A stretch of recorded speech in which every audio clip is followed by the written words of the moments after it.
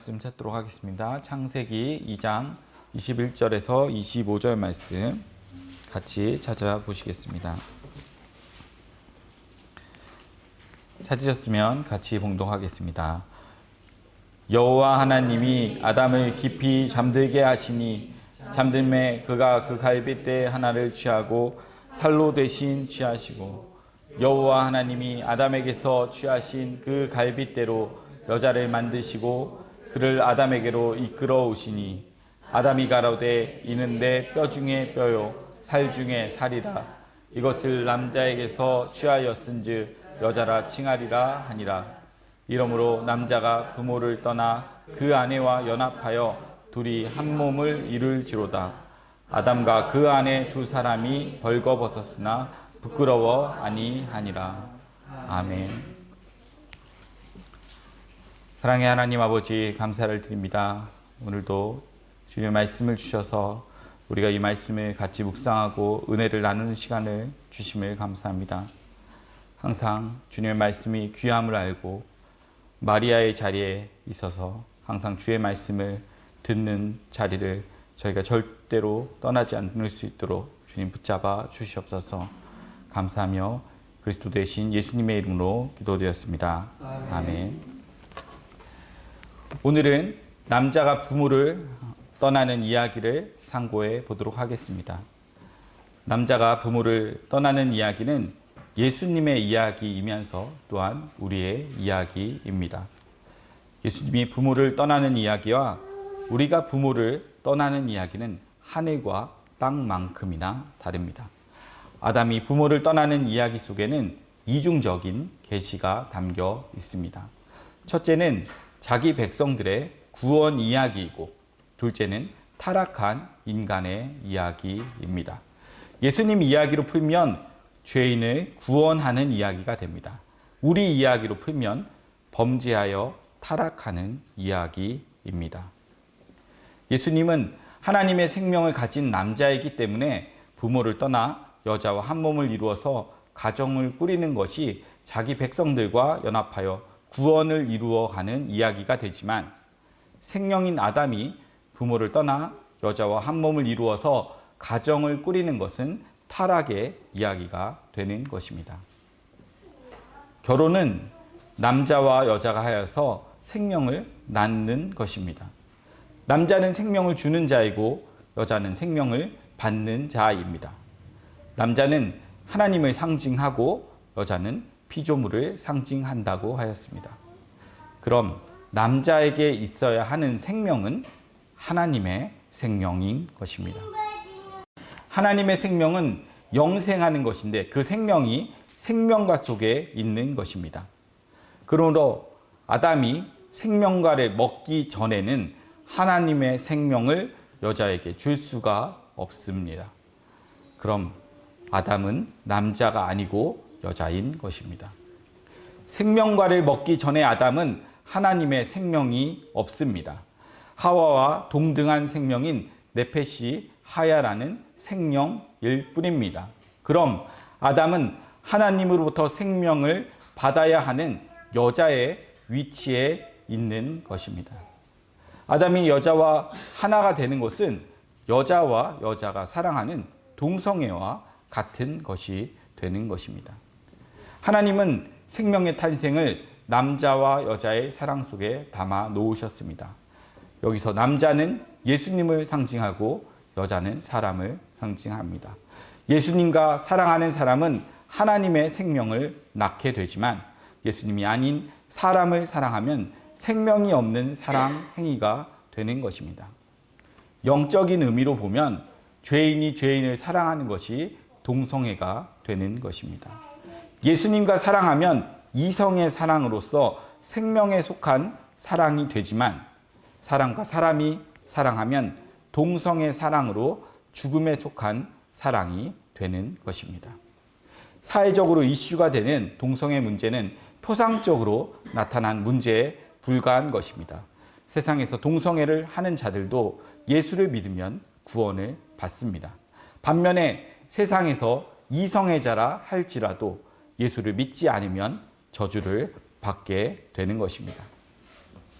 예수를 주와 그리스도로 믿는 성도라고 한다면 동성애자라고 해서 터부시할 이유도 없고 이성애자라고 호응할 이유도 없습니다. 중요한 것은 예수를 주와 그리스도로 믿느냐입니다. 신앙적으로 보면 누구라도 예수를 믿으면 예스이고 누구라도 예수를 믿지 않으면 노 땡큐인 것입니다. 영적으로 잘 이해하시길 바랍니다. 먼저 오늘은 아담이 부모를 떠나는 것을 아담 이야기로 살펴보도록 하겠습니다. 성도는 지난 시간에 여자이면서 남자이고 남자이면서 여자라는 것을 살펴보았습니다.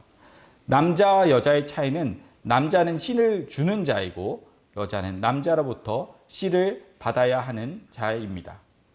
성경에서 여자를 인구수 계산할 때 계수에 들지 않는 것은 죽은 자를 상징하기 때문입니다.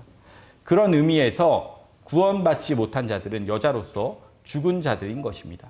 구원은 여자가 남자가 되는 것이라고 하였습니다. 이는 죄인이 예수 그리스도의 생명으로 살아나는 것을 말합니다. 우린 모두가 생명이 없는 죽은 자들이었습니다. 생명은 예수님에게만 있습니다. 예수님으로부터 생명을 받으면 남자가 됩니다. 그래서 사도 바울은 여자는 해산함으로 구원을 이룬다고 하였던 것입니다. 구원받은 성도를 일컬어 하나님의 아들이라고 하는 것도 다 같은 이유에서입니다. 성도는 예수님으로부터 아들의 생명을 받음으로 하나님의 씨를 가진 남자가 되었습니다. 하지만 문제는 여전히 남아 있습니다. 남자의 씨를 가졌다고 해서 다 남자의 구실을 하지 못한 것입니다. 우리가 남자 구실을 하여야 한다는 말은 자기 앞가림을 할 줄 알아야 한다는 것입니다. 자기 앞가림을 할 줄 모르면 어린아이라고 하지 남자라고 하지 않습니다. 남자 구실을 하려면 강한 자가 되어야 합니다. 예수님이 강한 남자였습니다. 그럼 성도도 예수님처럼 강한 남자가 되어야 합니다.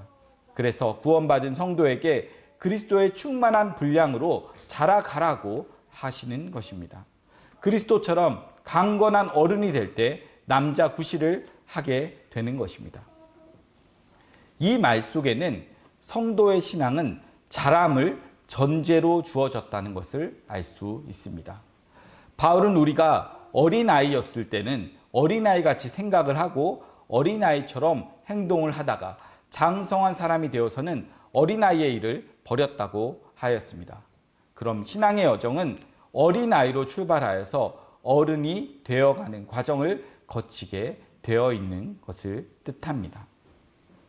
성도는 존재론적으로는 아들의 영을 받았기 때문에 하나님의 아들인 남자가 맞습니다. 그러나 뱀이라는 놈과 영적 전투를 하는 수준으로는 여전히 죄의 몸을 가지고 살아가는 자이므로 예수님으로부터 생명을 끊임없이 받아야 하는 여자인 것입니다.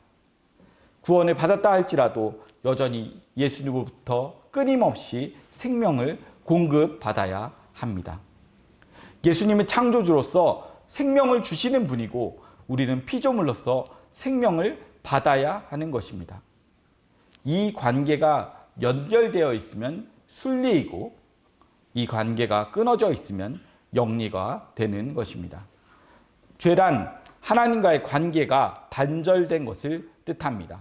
그러므로 죄인들은 하나님과 연결이 끊어진 상태로서 영리로 살고 있는 것입니다. 이를 죽음이라고 합니다. 그런데 예수님께서 오셔서 끊어진 것을 연결시켜 주셨습니다. 영리를 순리로 만들어 주신 것입니다. 예수님에 의하여 하나님과의 관계가 복원된 자들은 순리로 살아가게 됩니다. 성도가 구원을 받았다 할지라도 독자적으로 살아갈 수 없고 계속하여서 예수 그리스도가 공급해주는 생명으로 살아가야 하는 것입니다. 생명이란 살아있는 것을 말합니다. 죽은 것은 생명이 아닙니다. 생명은 항상 살아있어야 합니다. 이를 영생이라고 합니다. 그러자면 영생하는 하나님으로부터 계속하여서 생명을 공급받아야만 하는 것입니다. 이를 예수님께서는 포도나무와 가지 비유로 비유해 주셨습니다. 요한복음 15장 1절에서 6절 말씀을 다 같이 찾아보시기 바랍니다.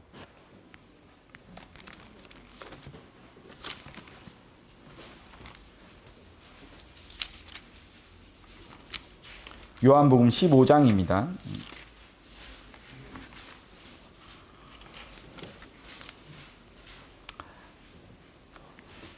찾으셨으면 같이 봉독하시겠습니다.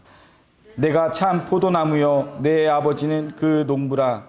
물은 내게 있어 과실을 맺지 아니하는 가지는 아버지께서 이를 제해 버리시고 무릇 과실을 맺는 가지는 더 과실을 맺게 하려 하여 이를 깨끗게 하시느니라. 너희는 내가 일러준 말로 이미 깨끗하였으니 내 안에 거하라. 나도 너희 안에 거하리라. 가지가 포도나무에 붙어 있지 아니하면 절로 과실을 맺을 수 없음같이 너희도 내 안에 있지 아니하면 그러하리라.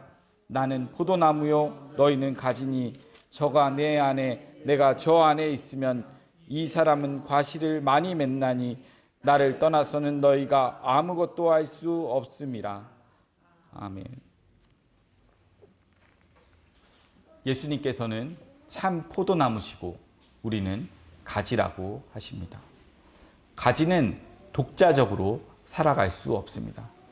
가지는 나무가 공급해주는 진액으로 살아갑니다. 가지는 나무에 붙어 있을 땐 풍성한 열매를 맺을 수 있습니다. 그러나 그 나무에서 떨어진 가지는 반드시 죽게 되어 있습니다. 예수님이 나무라고 하였으니 가지인 우리들은 예수를 떠나서는 살 수 없는 것입니다.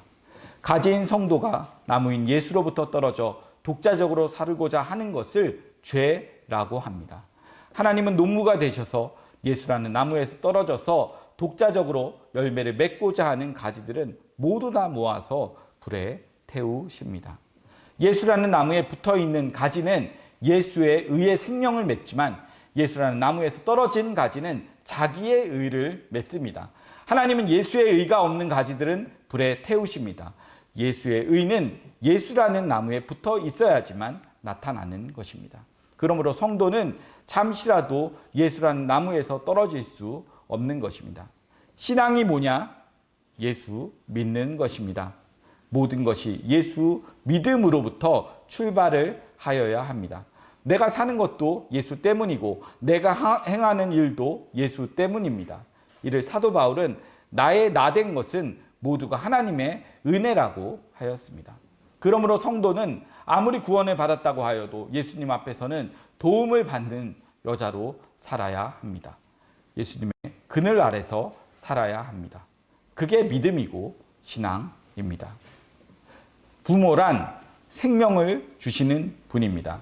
부모를 떠난다는 것은 생명으로부터 단절을 의미합니다. 예수님은 우리를 낳아준 부모와 같습니다. 예수님은 우리를 낳아준 의미에서 하나님 아버지와 같습니다. 그래서 이사야는 예수님을 전능하신 하나님이라고 하면서 영존하는 아버지라고 하였습니다. 이사야 9장 6절 말씀을 보시면 예수님 속에는 다양한 속성들이 있다고 하십니다. 전능하신 하나님이고 영존하시는 아버지이고 평강의 왕이십니다. 예수님이 우리에게 생명을 주셨기 때문에 아버지라고 하는 것입니다. 영적인 의미에서는 예수님과 아버지는 동등한 하나님이시므로 하나로 보아도 됩니다. 그러므로 우리는 예수님, 아버지를 떠날 수 없는 것입니다. 하나님이 아담을 창조한 것은 예수님이 우리를 낳은 것과 같습니다. 그런 의미에서 아담이 부모를 떠난다는 것은 성도가 예수를 떠나는 것과 같은 것입니다. 아담이 부모를 떠나 죽게 된 것은 성도가 예수님을 떠나서 남자로 살고자 하면 반드시 죽게 된다는 것을 아담을 통해서 말해주고 있는 것입니다. 아담이 부모를 떠나 하와와 함께 살면서 뱀의 미혹으로 죽은 자가 된 것은 성도가 하나님을 떠나면 어떻게 되는지를 잘 보여주고 있습니다. 하나님을 떠나면 필연적으로 뱀의 미혹으로 죽게 된다는 것을 말해주고 있습니다. 아담은 우리의 자화상인 것입니다. 부모를 떠나 독자적으로 살고자 하면 어떤 저주의 아픔을 겪게 되는지 살펴보도록 하겠습니다. 아담은 여자를 보고 한눈에 반하고 맙니다. 아담은 여자를 보고 이는데 뼈 중에 뼈요 살 중에 살이라고 합니다. 아담이 여자를 보고 한눈에 반한 이유는 아담이 여자를 보고서 한 고백 속에 담겨져 있습니다. 이는 아담은 여자를 통해서 자기 자신을 본 것입니다. 아담에게 있어 여자는 자신의 거울과 같은 것입니다. 아담 자신인 것입니다. 아담은 자기 자신에게 빠져들고 만 것입니다. 이걸 신약식으로 말하면 자기의 의에 사로잡혀 있다고 합니다. 인간은 자기가 한 모든 것을 귀하게 여깁니다. 자기가 행한 것 속에는 자기의 의가 담겨 있기 때문입니다. 인간은 자기애로 살아가기 때문에 자기가 부정당하는 것을 참지 못합니다. 자신이 행한 일을 누가 부정이라도 하면 자기 자신의 부정당함으로 여기게 되어서 화를 내게 되는 것입니다. 아담이 여자를 보고 한눈에 반한 것도 자기애에 사로잡혀 있는 것입니다. 아무튼 아담은 여자를 보고 첫눈에 반하고 한 몸을 이룹니다. 아담이 여자와 한 몸을 이룬 것은 자기 안에 공허가 채워짐을 당하게 된 것입니다. 아담은 빈자리가 채워지자 만족을 합니다. 그리고는 기뻐하면서 부모를 떠나고 맙니다. 창세기 2장의 아담은 이런 의미로서 부모를 떠나서는 안 될 자가 부모를 떠남으로써 타락의 길을 걷게 되었던 것입니다. 생명과를 먹지 못한 아담은 아직까지 그 안에 하나님의 생명이 없는 여자인 것입니다. 장가갈 입장이 못 됩니다. 여자에게 생명을 줄 수 있는 입장이 아니기 때문입니다. 그렇다면 아담은 먼저 여호와 하나님을 남편으로 맞아들여 하나님의 씨를 잉태함으로 하나님의 아들을 낳아야 할 여자로 있어야 했습니다. 그런 의미에서 아담은 부모를 떠날 것이 아니라 하나님의 생명을 받을 때까지는 부모 아래서 여자로 있어야 하는 것입니다. 그럼에도 아담은 하나님의 씨를 받아야 할 여자인 주제에 자기 갈비뼈에서 만들어진 여자를 보고 이는 내 뼈 중에 뼈요 살 중에 살이라고 하며 빠져들고 말았던 것입니다. 하나님의 생명을 받지도 못한 생명인 아담이 동일한 네페시 하야인 여자에게 빠져들었다는 것은 그것 자체로 죽음을 의미합니다. 강건한 남자가 부모를 떠나 아내와 합하여 한 몸을 이룸으로 자기의 생명을 여자에게 주는 것은 아름다운 일입니다. 그러나 자기 앞가림도 못하는 주제에 부모를 떠나서 아내와 하나가 되는 것은 자기도 죽고 상대방도 죽이는 엄청난 불행을 초래하게 되는 것입니다. 이건 마치 수영도 못하는 자가 물에 빠진 사람을 구하려고 물에 뛰어들었다가 둘 다 익사하고 마는 것과도 같습니다. 물에 빠진 사람을 구하려면 내가 먼저 물에 빠지지 않을 수영 실력을 갖추어야 합니다. 수영 실력을 갖추기 전에는 물에 뛰어들어서는 안 되는 것입니다. 아담이 지금 그러합니다. 자기도 생명인 주제에 생명인 여자를 맞아들여서 가정을 꾸리고 있는 것입니다. 생명으로서는 뱀을 이기지 못합니다. 결국 둘 다 예상대로 뱀에게 잡아먹히고 만 것입니다. 아담이 만약에 온전한 남자였다면 선악과를 먹는 일은 벌어지지 않았을 것입니다. 온전한 남자는 절대로 먹으면 죽을 선악과를 먹지 않습니다. 아무리 사랑하는 여자라 할지라도 독약을 받아먹을 남자는 없습니다. 아담이 생명의 사람으로 강건하였다고 한다면 설령 자기와 함께한 여자가 선악과를 먹고 그걸 자신에게 가지고 와서 함께 먹자고 권유하여도 먹지 않습니다. 이 일로 인하여 여자를 잃어버릴지라도 그는 선악과의 길로 빠지지 않습니다. 이것이 생명의 냉엄함입니다.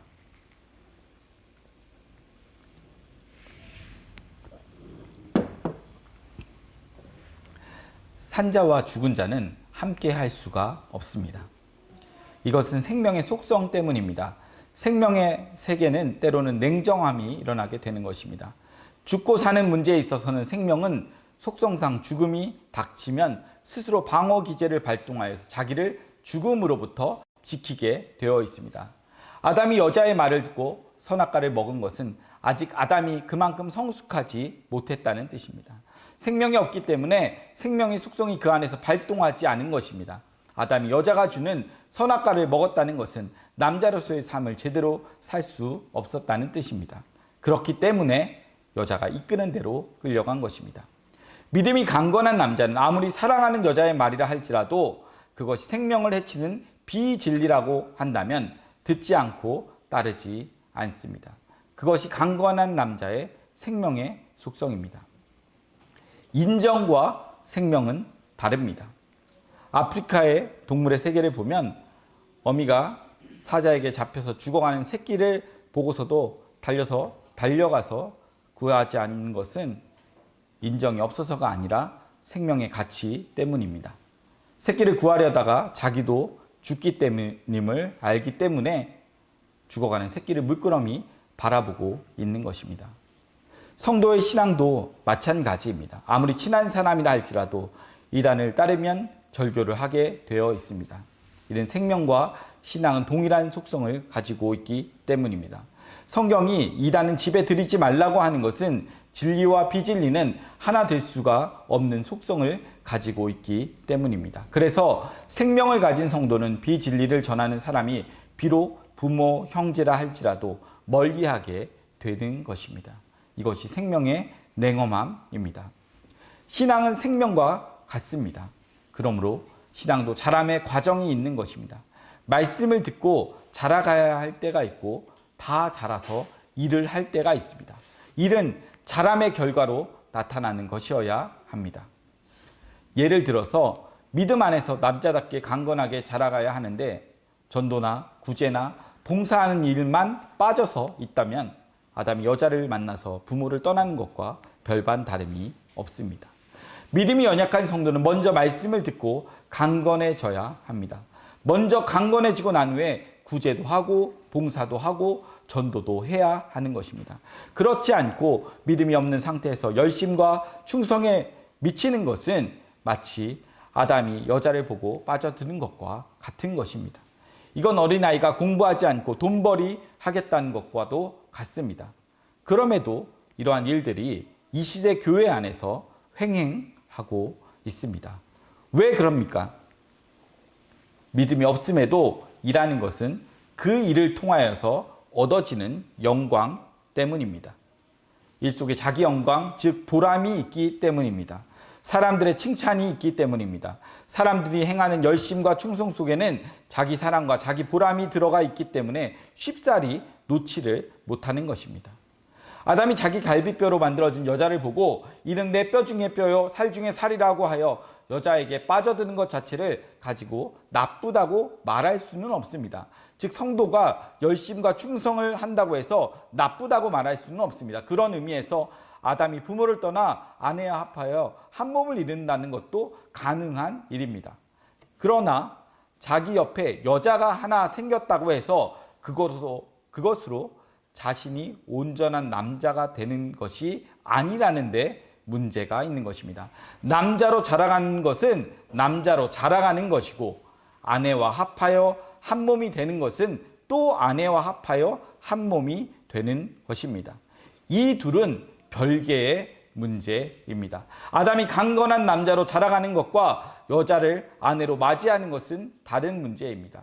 강건한 남자로 자라가는 것은 부모 아래서 하는 일이지만 강건한 남자가 되어서 살아가는 것은 부모를 떠나서 해야 하는 일인 것입니다. 부모 아래서 강건한 남자로 있을 때와 부모를 떠나 강건한 남자로 살아가는 것은 아버지의 일과 내 일의 차이입니다. 아버지 아래 있을 때는 아버지의 일이었지만 부모를 떠나오면 내 일이 되는 것입니다. 아버지 일에는 책임이 없지만 내 일에는 책임이 따르게 되는 것입니다. 아버지가 재벌이라고 해서 내가 재벌이 되는 것은 아닙니다. 그러나 사람들은 아버지가 재벌이면 자신도 재벌이라고 여깁니다. 세상에서는 그렇게 생각하지만 하나님은 그렇게 여기시지 않습니다. 신앙의 세계는 냉정합니다. 아버지와 나는 별개입니다. 아버지의 신앙은 아버지의 신앙이고 내 신앙은 내 신앙입니다. 내가 아버지와 같은 신앙이 될 때 아버지의 신앙이 내 신앙이 되는 것입니다. 사람들은 종종 아버지의 신분이 자기의 신분인 줄 착각하는 현상을 일으킵니다. 이런 착시 현상이 사기 행각을 벌리게 되는 것입니다. 마치 대통령의 아들들이 아버지가 대통령인 것을 가지고 마치 자기가 대통령이라도 되는 줄 알고 대통령 행세를 하다가 감옥에 가는 것과 같은 것입니다. 이건 아담처럼 남자 구실도 못하는 자가 남자 행세를 하는 것과 같습니다. 인간들은 양육강식의 법 아래서 태어났기 때문에 사람의 숫자로 모든 것을 판단합니다. 그래서 사람들은 자신을 추종하는 사람들의 숫자를 가지고 자신의 옳음을 증명하려고 합니다. 세상은 정치이든 문화이든 예술이든 종교이든 참과 거짓을 사람의 다수를 가지고 판단합니다. 그래서 인간들은 많은 사람들을 모으는 일에 혈안되어 있는 것입니다. 근데 이것이 신앙에서도 같이 적용됩니다. 목사들도 마찬가지입니다. 교회에서도 다수가 모이면 진리이고 소수가 모이면 비진리라고 여기는 것입니다. 믿음이 없는 교인들은 다수가 모인 곳에 있으면 안심이 되고 소수가 모인 곳에 있으면 불안해하는 것입니다. 목사들은 자신을 추종하는 사람이 많으면 진리를 전한다고 큰 소리를 치는 것입니다. 예수님이 오셨을 때 바리새인들이 많은 군중들이 예수님을 따르자 불안해한 것은 그들이 사람의 수에 가치를 두었기 때문입니다. 그러나 예수님은 사람의 수는 신경 쓰지 않으셨습니다. 진리는 사람의 수와 상관없이 진리가 되기 때문입니다. 진리의 세계는 자신을 추종하는 사람이 있다는 것과 없다는 것은 아무런 상관이 없습니다. 유유상종이라 사람들은 자기와 비슷한 수준을 찾아서 모여들게 되어 있습니다. 그리하여 집단을 이루어서 그 속에서 안위를 받고자 하는 것입니다. 그래서 그 속에 진리가 없는 자들은 큰 무리들을 거느리고자 하는 것입니다. 이단들이 사람의 숫자를 힘으로 삼는 것은 그 자체가 하나님을 믿는 것이 아니라 인간의 힘을 믿고 있다는 것을 반증하고 있는 것입니다. 자기를 따르는 사람들이 있다고 해서 자신이 곧 진리에 이르렀다고 생각한다면 큰 오산인 것입니다. 군중들이 자신의 말에 아멘 한다고 해서 그것을 진리로 여겨서는 안 되는 것입니다. 자기 안에 진리를 품은 사람은 사람에게 동의를 구하고자 하지 않습니다. 예수 그리스도를 믿음으로 살아가는 성도는 사람들이 추종한다고 해서 좋아하고 떠난다고 해서 낭망하지 않습니다. 성령으로 거듭난 성도는 사람들의 평가로 살지 않고 예수 그리스도의 생명으로 살아가기 때문에 사람의 수에 따라 흔들리지 않는 것입니다. 따르는 무리가 많다고 우쭐하지 않고 반대로 따르는 무리가 적다고 해서 기가 죽지 않는 것입니다. 성령으로 거듭난 성도의 힘은 믿음이기 때문에 외부의 조건에 휘둘리지 않습니다. 믿음은 외부의 조건과 상관이 없습니다. 예수는 내 안에서 믿어지는 것으로 믿는 것입니다. 믿어지면 믿는 것이고 안 믿어지면 믿고 싶어도 믿을 수가 없는 것입니다. 믿어지는 사람은 믿어지는 것으로 살고 믿어지지 않는 사람들은 안에서 밀려오는 불안감을 해소하고자 다수가 모인 곳을 찾아가게 되는 것입니다. 숫자의 논리로 살기 때문에 숫자 많은 곳에 가면 안심하는 것입니다. 마음에서 일어나는 불안감은 다수 속에 있다고 해서 절대 사라지는 것이 아닙니다. 그 안에 믿어지는 믿음이 없으면 아무리 숫자가 많이 따른다고 하여도 원초적으로 밀려오는 불안감은 해소하지를 못합니다. 그 안에 하나님이 믿어지게 해주는 믿음이 없으면 진리를 말하지만 정작 본인은 평안을 누리지 못하고 안으로부터 엄습하는 불안감을 없애고자 각양의 방법으로 애를 쓰게 됩니다. 그러나 그 불안감은 해소되지 않습니다. 외부적인 조건으로 불안감을 해소하고자 하는 것은 믿음이 없다는 것을 스스로 드러내고 있는 것입니다. 사람의 수를 진리의 증거로 내어놓는 자들은 모두가 진리에 속하지 않은 자들입니다.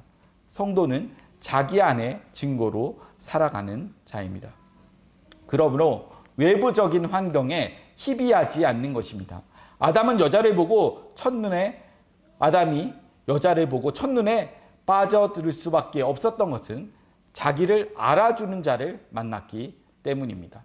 짐승들 속에 살고 있던 아담이 오늘날 자기를 이해하고 자기 말을 알아듣는 여자를 만났어요. 얼마나 좋았겠습니까?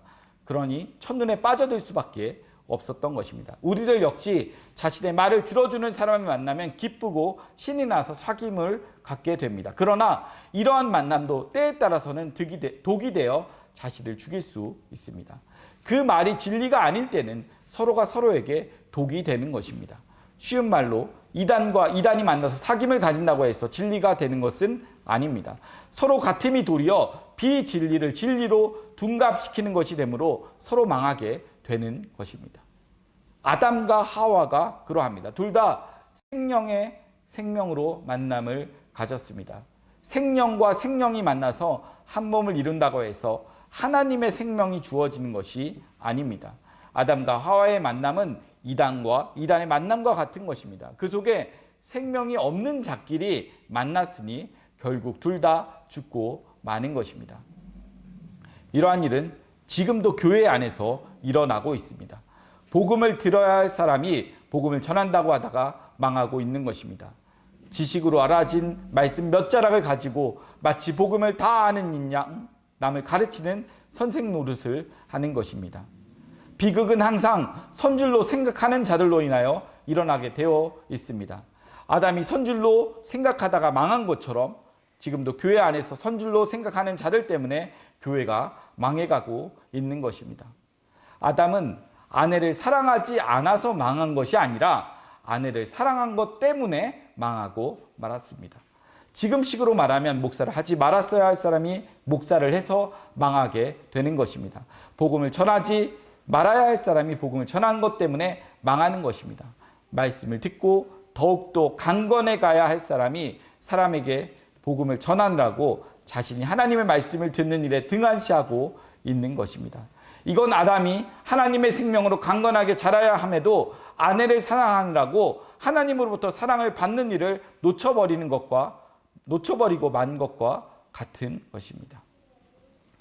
사람들은 흔히 예수가 우리를 위하여 십자가에 죽으셨다는 말 한마디를 전하여서 상대방이 그 말을 믿고 받아들이기만 하면 복음이 전해지는 줄 압니다. 그렇다고 예수가 우리를 위하여 십자가에 죽으셨다는 것이 복음이 아니란 얘기가 아닙니다. 그건 아주 중요한 내용이고 반드시 이해하고 믿어야 할 대목입니다. 그러나 문제는 그것이 신앙의 전부가 아니라는 것입니다. 신앙은 예수 그리스도의 장성한 분량이 충만한 데까지 믿음과 지식이 자라가야 하고 하나님의 사랑의 깊이와 높이와 넓이와 길이를 더 많이 알아가야 하는 것이고 부르심의 소망이 무엇인지를 더 깊게 더 풍성하게 많이 알아가야 하는 것입니다. 그래서 예수님만이 삶의 의미이며 가치의 전부이어야 하는 수준으로 나아가야 하는 것입니다. 예수 그리스도처럼 남자답게 강건해져 가야 하는 것입니다.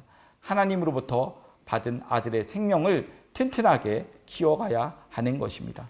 그래서 사람의 간사한 괴술과 사단의 유혹과 갖가지로 밀려오는 교훈의 풍조로부터 든든히 서서 좌로나 우로나 치우침이 없이 예수 그리스도 안에서 든든히 서가야 하는 것입니다.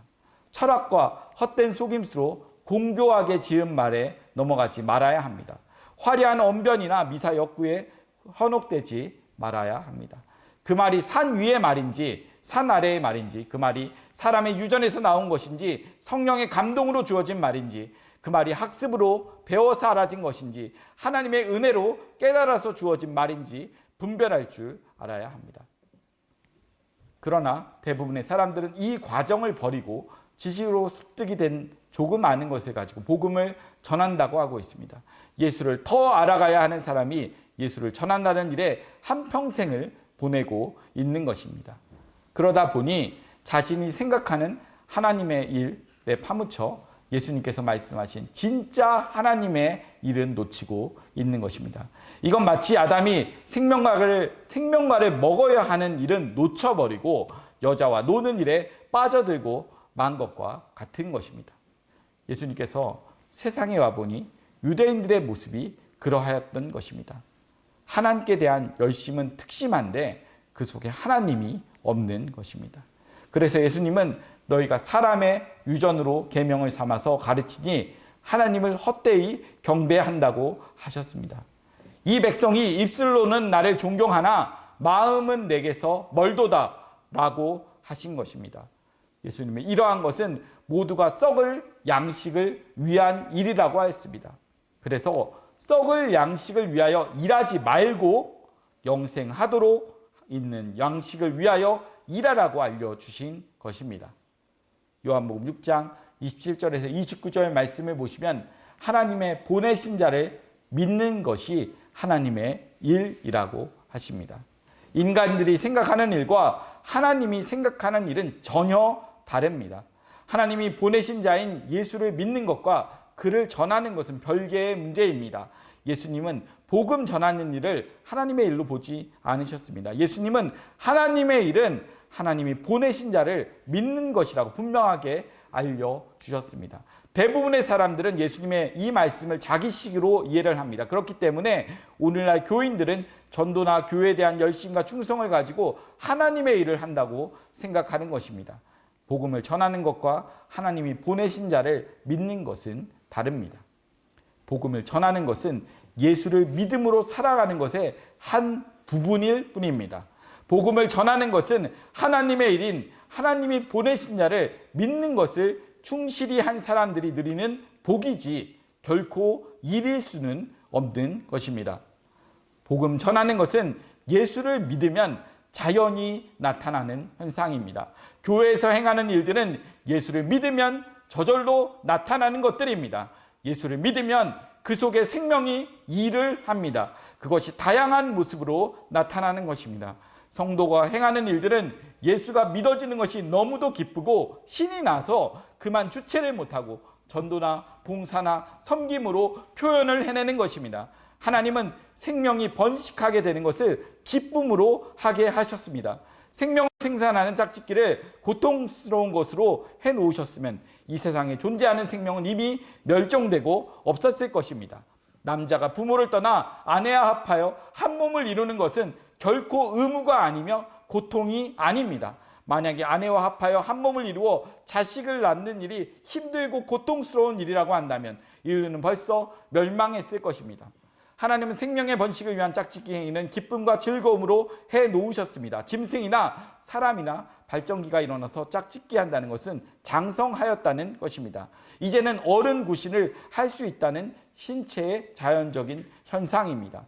강건한 남자와 장성한 여자가 되면 본능적으로 짝을 찾게 되어 있습니다. 이건 건강한 생명의 활동입니다. 그래서 동물이든 사람이든 발정기가 되면 열심히 기쁨으로 짝짓기를 하여서 종족을 번성시키는 일을 하게 되는 것입니다. 이와 같이 성도가 예수를 믿는 일을 충실히 하면 믿음이 그 안에서 주체할 수 없는 일들을 일어나게 하는데 그것이 봉사나 충성이나 전도나 현문과 같은 것으로 나타나게 되는 것입니다. 예수를 믿는 일에 장성한 사람들에게는 이러한 것들은 자연스럽게 나타납니다. 억지가 아니고 자연스러운 것입니다.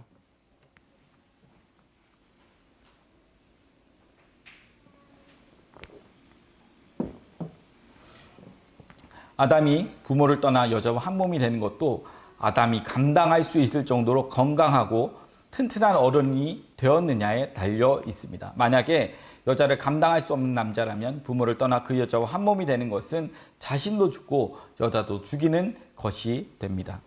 창세기 3장에 아담이 여자가 들고 온 선악과를 받아 먹었다는 것은 그가 아직 그 여자를 감당할 수 있을 만큼 강건한 남자로 자라지 못했다는 뜻입니다. 하나님의 요구와 여자의 요구를 선별할 능력이 없는 아담에게 여자는 넘어지게 하는 앞잡이가 되는 것입니다. 그러면 어떻게 하면 건장한 남자가 될 수 있을까요? 아담의 예로 보면 우선은 생명과를 먹고 하나님의 아들로 태어나야 하고 그 다음은 강건한 남자로 자라가야 하는 것입니다. 하나님의 아들로 태어났더라도 그에게 알맞은 양식의 공급이 적절치 않으면 건장한 남자는 만들어지지 않습니다. 그러한 의미에서 씨와 양식은 동일한 무게로 중요한 것입니다. 구원을 받는 것도 중요하지만 그리스도의 말씀으로 장성한 분량으로 자라가는 것도 중요한 것입니다. 둘 다 비중은 동일합니다. 그러므로 구원을 받은 성도는 말씀을 듣고 자라가는 일을 게을리 할 수 없는 것입니다. 그러므로 예수님의 생명을 받아서 새 사람이 되었다고 하면 이제부터는 새 사람으로 살아갈 수 있도록 말씀을 먹고 강건해져 가는 일에 게을리해서는 안 되는 것입니다. 이것은 엄마 뱃속에서 나온 아이가 엄마 젖을 먹고 건강하게 자라가는 것과 같습니다. 갓난아이의 일은 엄마의 젖을 열심히 먹는 것입니다. 믿음은 들음에서 나고 그 들음은 그리스도의 말씀에서 납니다. 그래서 말씀을 듣는 것이 하나님의 일인 것입니다. 말씀을 먹고 강건한 자로 자라가면 봉사의 일은 자연적으로 나타나게 되어 있습니다. 말씀을 먹지도 않고 또한 먹은 말씀을 제대로 소화하지도 못하고 일을 하게 되면 반드시 그 일로 인하여 부작용이 생기게 되고 급기야는 후회하게 됩니다. 이건 마치 어린아이들이 용돈으로 수재의연금을 내는 것과 같습니다. 어린아이들 용돈을 받고 세뱃돈을 받으면 쓰지 않고 나중에 장난감을 사려고 돼지 저금통에 저금해 놓습니다. 그런데 어느 날 홍수가 나서 TV 방송국에서 수재문인 돕기 성금 모금을 하는데 엄마가 그걸 보고 돼지 배를 갈라서 아이에게 재성금으로 내라고 하는 것과도 같습니다. 믿음도 없는 사람이 분위기에 휩쓸려서 헌금을 냈다가 아까워서 후회하게 되는 것과 같습니다. 아나니아와 삽비라가 이들입니다. 이들은 헌금을 안 해서 망한 것이 아니라 헌금을 해서 망했습니다. 봉사와 충성도 하나님이 공급하시는 힘이 있는 사람이 하여야지 믿음이 없는 사람이 누가 시킨다고 해서 하게 되면 반드시 후회하게 되어 있습니다. 또한 남이 한다고 해서 공명심으로 하게 되어도 후회하게 됩니다. 교회에 오기 싫은 것을 목사가 강요해서 온다고 해서 그걸 예배라고 하지 않습니다. 왜 교회에 와야 하고 왜 봉사를 해야 하고 왜 헌금을 해야 하고 왜 성도를 섬겨야 하는지를 알기까지 자라가야 합니다. 이를 감사함으로 기쁨으로 행할 수 있는 강건한 남자로 자라가야 합니다. 섬김을 받아야 할 때는 섬김 받는 것이 신앙입니다. 반면에 섬겨야 할 때는 섬기는 것이 신앙입니다. 섬김을 받아야 할 자가 섬기겠다고 하는 것도 참남이고 반대로 섬겨야 하는 자가 빈둥거리면서 노는 것도 참남입니다. 공부해야 할 아이가 학교에 가서 공부는 하지 않고 살림에 보태겠다고 돈 벌러 나가는 것도 참남이고 회사에 출근해서 돈을 벌어야 하는 어른이 집안에서 빈둥거리고 노는 것도 참남입니다. 생명의 자람에는 섬김을 받을 때가 있고 섬겨야 할 때가 있습니다. 이 순서가 바뀌면 아담처럼 자신도 죽고 여자도 죽게 됩니다. 먼저 강건해져야 합니다. 바울처럼 우상의 재물을 먹든 안 먹든 자유할 수 있는 강건한 자가 되어야 합니다. 모든 것이 가하나 모든 것이 유익되지 않는다는 것을 아는 자가 되어야 합니다. 이러할 때 자유를 자기를 위하여 사용하지 않고 그리스도를 위하여 사용하게 되는 것입니다. 아담이 여자를 다스릴 수 있으려면 여자와 차원이 달라야 합니다. 여자 앞에서 남자 구실을 하려면 여자보다 월등해야 합니다. 여자가 그 어떤 무기를 들고 와도 눈 하나 깜짝하지 않을 만큼 냉정해야 합니다. 더더욱 생명에 관한 문제에는 냉정해야 합니다. 여자들이 가지고 있는 최고의 무기는 눈물입니다. 하지만 신앙적인 문제에 있어서는 여자의 눈물을 이겨낼 수 있는 냉정함이 있어야 합니다. 성숙한 남자의 특징 가운데 하나가 바로 이 냉정함입니다. 하나님은 은혜와 사랑이 풍성한 분이십니다. 그러나 생명의 섭리에서 벗어나는 일에 대해서는 지극히 냉정하신 분입니다. 예수님에게는 혈연도 인정도 통하지 않았습니다. 일명 수제자라고 하는 베드로도 일순간에 사단의 자리로 내려보낼 만큼 냉정하고 단호하신 분이십니다. 하나님은 자신이 창조한 인간들이 선악과를 먹자 에덴 동산에서 내칠 정도로 냉정하신 분이십니다. 그래서 신앙은 인정에 매여서는 안 되는 것입니다. 아담이 여자가 들고 온 선악과를 먹은 것은 하나님의 말씀보다 여자의 말에 더 귀를 기울였기 때문입니다. 아담에게는 하나님의 말씀보다 여자의 말이 더 강력하였기 때문입니다. 아담이 여자를 다스릴 수 있으려면 여자의 눈물에 냉정하여야 합니다. 그러나 아담은 그렇지 못하였습니다. 아담은 여자가 선악과를 들고 오자 그냥 먹어버리고 맙니다. 아담은 하나님의 말씀을 알고 있었지만 여자를 향한 인정을 끊지 못했습니다. 보통 보면 여자들이 남편을 설득할 때 마지막으로 쓰는 무기가 눈물입니다. 여자에게 있어 눈물은 남자를 설득시키는 강력한 무기입니다. 대부분의 남자들은 여자가 눈물을 흘리면서 말을 할 때는 여자의 주장을 들어줍니다. 아담 역시 여자의 눈물에 넘어가고 만 것입니다. 그래서 여자가 들고 온 선악과를 먹고 만 것입니다. 이것은 아담이 강건한 남자가 아니라 여자와 동등한 자라는 것을 말해주고 있는 것입니다. 결국 아담은 여자와 함께 죽음에 떨어지고 말았습니다. 이러한 일들이 이 시대 교회 안에서 그대로 자행되고 있습니다. 이 시대 교회가 이렇게 타락하게 된 것은 하나님 말씀 앞에서 냉정한 남자로 살았어야 할 목사들이 여자와 같은 교인들의 눈물에 현혹되어 신앙의 기준과 원칙을 인간적인 차원으로 양보한 데서 기인한 것입니다. 바른 말을 하면 교인들이 떠나갈까 봐서 하나님의 말씀을 가감하기 시작한 것입니다. 목사들 눈에 하나님이 보여야 하는데 교인들만 보이기 때문입니다. 그러다 보니 인본주의로 흐르기 시작한 것입니다. 하늘의 말과 땅의 말을 혼합하기 시작한 것입니다. 결국 뱀의 말이 되고 만 것입니다. 이 모두가 예수님이나 바울같이 건장한 남자가 아닌 자들이 아담처럼 남자의 자리를 차지하고 있기 때문입니다. 이 시대 교회 안에서는 여자 성도들의 발언권이 목사보다 강합니다. 여자의 발언권이 강해지고 나니까 그리스도의 말씀이 설 자리가 사라지고 만 것입니다. 바울의 말을 빌리면 여자들은 교회에서 잠잠해야 하는데 실제로는 성도가 목사를 가르치고 다스리고 있는 실정입니다.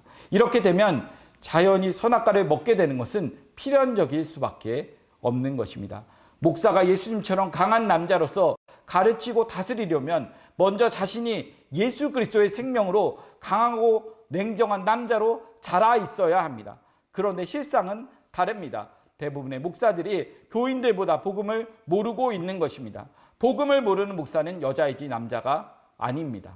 그럼 성도들을 가르치려 해서는 안 됩니다. 먼저 복음을 알아야 합니다. 그리고 난 후에 강건한 남자로서 여자인 성도들을 돌보아야 하는 것입니다. 간과하지 말아야 할 것은 남자답게 강건해져 가는 것과 남자답게 사는 것은 다름을 알아야 합니다. 남자답게 사는 것은 남자답게 강건한 결과로 나타나는 일입니다. 먼저 남자답게 강건해지는 것입니다. 예수님처럼 강건해지려면 예수님에게 붙어서 양분을 많이 섭취하여야 합니다. 생명은 먹는 것으로부터 주어집니다. 산 사람은 먹고 사는 일을 생명과 동등한 중수로 여깁니다. 강건한 남자는 그리스도에게서 떨어지면 죽는다는 것을 잘 알기 때문에 그리스도로부터 흘러나오는 생명을 공급받는 일을 최우선으로 여기고 살아가게 되는 것입니다. 남자답게 강건하게 사는 것만큼 남자답게 강건해지는 일을 지속해야 하는 것입니다. 오순절 성령 강림 후에 세워진 초대교회를 보면 이러한 사실을 잘 볼 수 있습니다. 교회의 성도가 많아지자 구제하는 일로 다툼이 일어나기 시작하였습니다. 이때 사도들이 자신들이 해야 하는 일은 구제하는 것이 아니라 말씀과 기도하는 일이라는 것을 알고 7 집사를 세웁니다. 초대교회가 구제하는 일로 다툼을 일으켰다는 것은 일하는 자들이 강건하지 않았기 때문입니다. 그래서 사도들이 구제하는 것이 중요한 것이 아니라 성도들에게 하나님의 말씀을 먹여서 강건한 자로 세워가는 것이 우선임을 알고 자신들은 말씀을 가르치는 것과 기도하는 일에만 전념하겠다고 한 것입니다. 교인들을 남자답게 강건한 자로 세워가고자 한 사도 자신들이 먼저 하나님의 말씀과 기도하는 데 올인한 것입니다. 사도들은 강건한 남자였기 때문에 일보다 예수 그리스도의 말씀을 더 사모하였던 것입니다. 말씀과 기도로서 그리스도의 생명을 공급받았던 것입니다. 강건한 남자는 그리스도를 떠나지 않습니다. 우리는 늘 하나님의 도움을 힘입어야지만 살아갈 수 있는 죄인들입니다. 우리는 육신이라는 몸에 소욕을 이길 수 없는 한계를 안고 있습니다. 그러므로 아담처럼 부모를 떠날 수가 없는 것입니다. 그럼에도 어떤 이들은 교만하여 자신이 곧 예수님처럼 산다고 합니다. 신앙을 예수처럼 살아가는 것에 맞추고 있습니다. 날마다 성령 충만을 받아서 예수님처럼 살라고 합니다. 이것이 마귀의 말입니다. 이렇게 되면 믿을 것은 날아가 버리고 살아야 할 것, 행할 것만 남게 됩니다.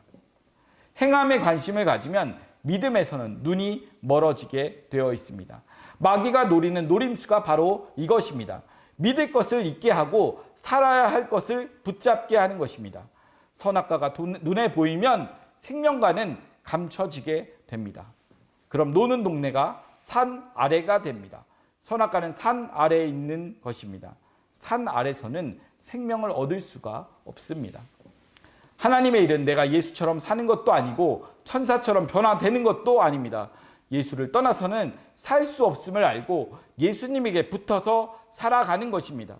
예수는 어저께 한 번 믿었으니 오늘은 안 믿어도 되는 그런 분이 아닙니다. 죄 아래서 난 몸을 가지고 사는 한 예수는 항상 믿어야 합니다. 예수는 우리가 믿어야 할 구주이지 본받을 스승이 아닙니다. 주 예수를 믿으라고 하는 것은 죄인의 몸으로는 예수님처럼 살 수가 없기 때문입니다. 그러므로 성도가 해야 하는 일은 하나님이 보내신 자 곧 예수를 믿는 것이라고 확정을 해 주신 것입니다. 첫째도 믿음이고 둘째도 믿음이고 셋째도 믿음입니다. 생명은 생명과 속에만 있지 선악과 속에는 없습니다. 선악과를 아무리 많이 먹었다고 할지라도 영생할 수 없습니다. 영생은 예수라는 생명과를 먹을 때에만 얻어집니다. 예수님은 나는 하늘로서 내려온 산떡이라고 하셨습니다. 떡을 다른 말로 밥이라고 합니다. 밥은 날마다 먹는 것입니다. 예수는 날마다 먹어야 할 우리의 밥입니다. 밥은 한 끼 먹어서 평생을 사는 것이 아닙니다. 우리 몸은 날마다 끼니마다 밥을 먹어야지만 살 수 있습니다. 그러므로 건강한 사람은 밥 먹는 것을 최고의 일로 여기고 살아가게 되는 것입니다.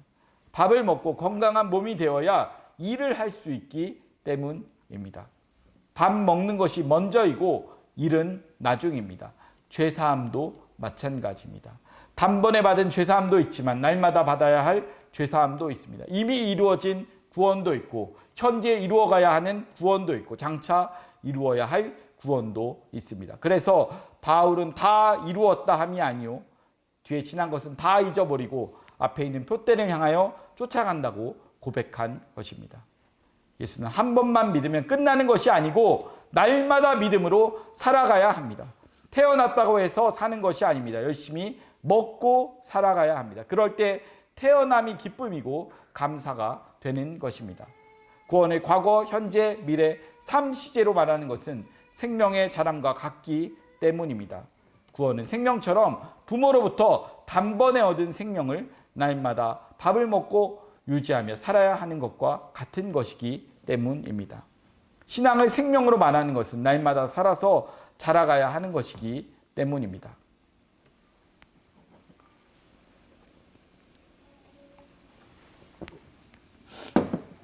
갓 태어난 어린아이와 어른의 차이가 무엇입니까?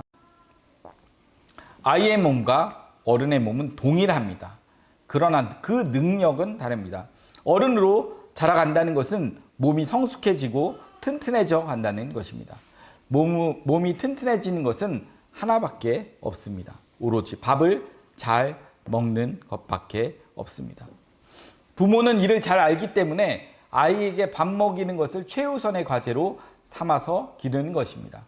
그러나 아이들은 밥 먹는 일보다 노는 것을 더 좋아합니다. 여기에 부모와 아이 간의 전쟁이 시작되는 것입니다. 부모는 온갖 수단을 동원해서 먹이고자 합니다. 산자에게 가장 큰 일은 양식을 잘 챙겨 먹는 것입니다. 항우 장사라도 굶으면 죽게 됩니다. 먹는 것이 싫고 귀찮다고 한다면 그는 중병에 걸린 증거입니다. 신앙 역시 마찬가지입니다. 어저께 믿음이 좋았으니 내일도 좋을 것이란 법이 없습니다. 믿음은 날마다 예수의 힘으로 살아가는 것입니다. 생명은 정지되지 않습니다. 정지된 생명은 죽은 것입니다. 믿음도 마찬가지입니다. 믿음이 정지되면 고사하고 맙니다. 어저께 아무리 믿음이 좋았다고 하더라도 오늘 정지되면 죽어버립니다. 그러므로 산 사람들은 믿음이 정지되지 않도록 열심히 말씀을 듣게 되는 것입니다. 살았기 때문에 살고자 움직이는 것입니다. 믿음이 좋다는 것이 무엇입니까? 글자 그대로 예수를 잘 믿는 것입니다. 그러므로 날마다 예수라는 하늘에서 온 양식을 잘 먹어야 하는 것입니다. 예수 그리스도의 말씀을 들어야 하는 것입니다. 성도의 신앙생활은 광야 길과 같습니다. 하나님께서 광야 길의 만나를 일주일치를 한꺼번에 주시지 않고 매일매일 주십니다. 그 이유는 날마다 하나님으로부터 생명을 공급받음으로써 살아가고 있다는 것을 가르치기 위함입니다. 하나님의 은혜는 한꺼번에 왕창 받아 쌓아 두고서 곶감 빼대 먹듯이 먹는 것이 아닙니다. 하나님의 은혜는 흐르는 물과 같습니다. 은혜는 저축해서 사용하는 것이 아닙니다. 날마다 때를 따라 받아야 합니다. 그런 의미에서 성도는 날마다 모이기를 힘쓰고 말씀 듣기를 사모해야 하는 것입니다. 한 해 생명을 공급받아야 합니다. 성령은 성도를 독단적으로 예수님처럼 살게 하기 위하여서 오신 분이 아닙니다. 도리어 예수님에게 붙잡아 두고자 오셨습니다. 너희는 예수를 떠나서는 살 수 없다는 것을 알려주고 있습니다. 성령은 인간 왜 예수님처럼 살 수 없는지를 알려주십니다. 왜 예수를 믿어야만 하는지를 알게 해주십니다. 인간이 예수님처럼 살 수 없는 것은 죄를 이길 수 없는 몸을 가지고 있기 때문입니다. 예수님처럼 살고 싶어도 살아갈 수 없는 것이 죄 아래서 난 몸의 한계입니다. 죄인은 정답을 제시해 주어도 정답대로 살 수 없는 자입니다. 이러한 인간의 한계를 아는 자는 절대로 아담처럼 부모를 떠나서 독립하겠다고 하지를 않습니다. 아버지를 떠나는 순간 탕자처럼 된다는 것을 알기 때문입니다. 영적으로 남자답게 강건한 자는 야곱처럼 마마보이가 되어 부모 곁에 붙어서 살아갑니다. 에서처럼 혼자 살아가는 것이 아니라 부모의 그늘 아래서 살아가는 것입니다. 마귀의 미혹에 넘어가면 남자답게 강건한 것을 마치 에서처럼 부모를 떠나 스스로의 능력으로 들에서 사냥하면서 살아가는 것이라고 둔갑시켜서 말하게 됩니다. 육적으로 보면 야곱은 유약한 믿음으로 보이고 에서는 강건한 믿음으로 보입니다. 에서의 인생은 보암직하고 먹음직하고 탐스러운 선악과 같은 인생인 것입니다. 아담과 하와 같은 생명에게는 이게 함정입니다.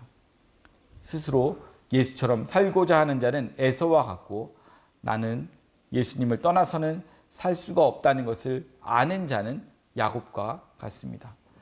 바울은 이 사실을 알았기에 수많은 성경을 기록하였음에도 날마다 주의 은혜를 사모하며 날마다 두렵고 떨림으로 구원을 이루어 간다고 고백한 것입니다. 남에게 복음을 전하고도 정작 자신은 버림을 받을까 염려하며 살았던 것입니다. 이건 두려워서가 아니고 자기 주제를 분명히 알기 때문에 토해낸 고백인 것입니다.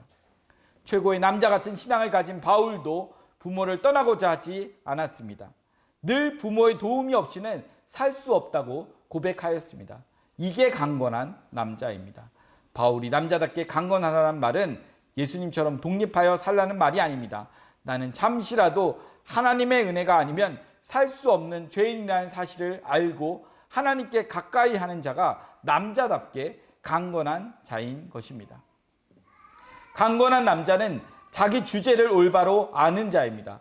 자신은 하나님을 떠날 수 없다는 것을 아는 자가 남자답게 강건한 사람으로 자라가고 있는 것입니다. 자신이 죄인 중에 괴수이고 자기에게서는 죄만 쏟아져 나온다는 것을 아는 자는 절대로 예수를 떠나고자 하지를 않습니다. 인간은 아담의 수준을 벗어날 수 없습니다. 인간은 항상 돕는 자 안에서만 살아갈 수밖에 없는 존재들입니다. 인간의 본래의 자리는 마리아처럼 예수님 발 앞에 앉아서 예수님의 입으로 나오는 말씀을 받아 먹는 것입니다. 죄란 피조물이 하나님같이 되려는 것으로부터 출발하였습니다. 선악과의 아름다움이 주는 미혹은 피조물의 위치를 뛰어넘어서 하나님같이 되려고 하기 때문에 사람들이 빠져들게 되는 것입니다.